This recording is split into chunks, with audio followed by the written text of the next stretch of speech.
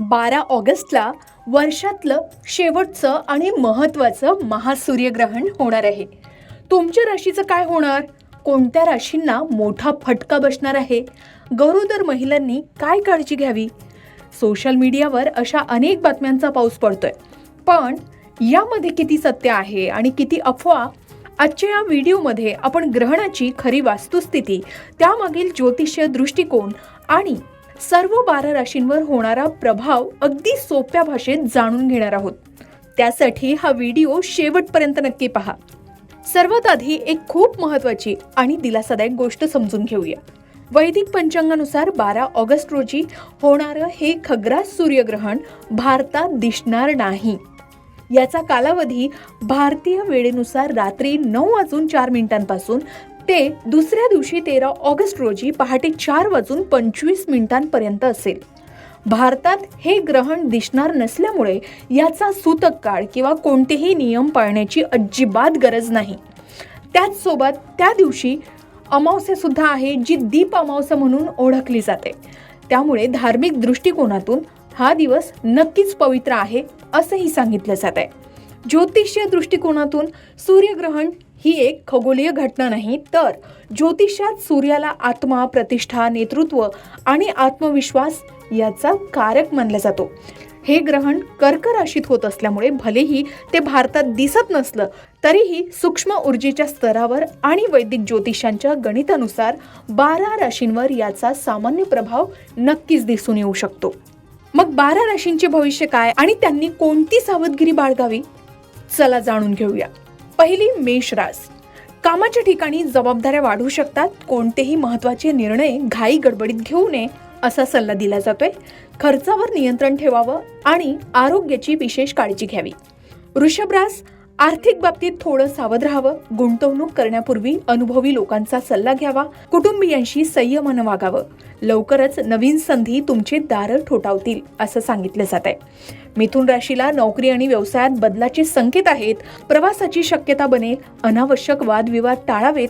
विद्यार्थ्यांच्या मेहनतीचे नक्कीच चांगले फळ मिळेल असं सांगितलं जात आहे.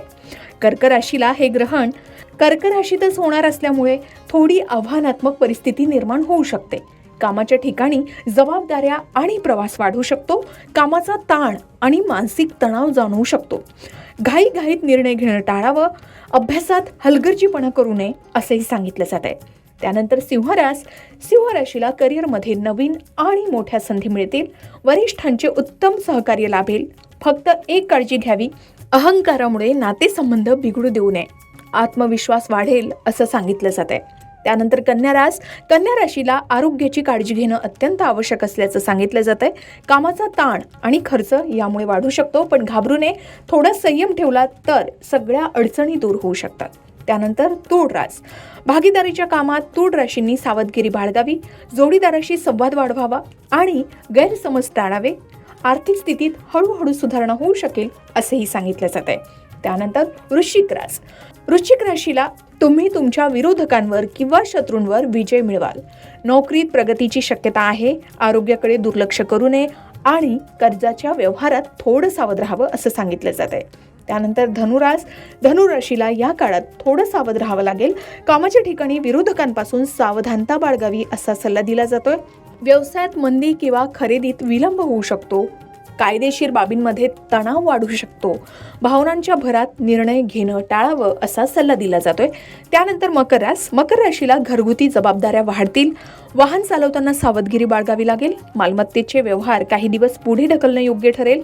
आईच्या आरोग्याची विशेष काळजी घ्यावी असा सल्ला दिला जातोय. त्यानंतर कुंभ रास. तुमच्या संवाद कौशल्यामुळे तुम्हाला मोठा लाभ होऊ शकतो.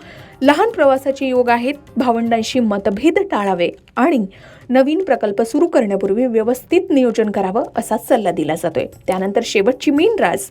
मीन राशीने आरोग्याकडे आणि आहाराकडे विशेष लक्ष देणं आवश्यक आहे. नशिबाची साथ थोडी कमी मिळू शकते आणि अनावश्यक खर्च वाढल्याने आर्थिक दबाव येऊ शकतो.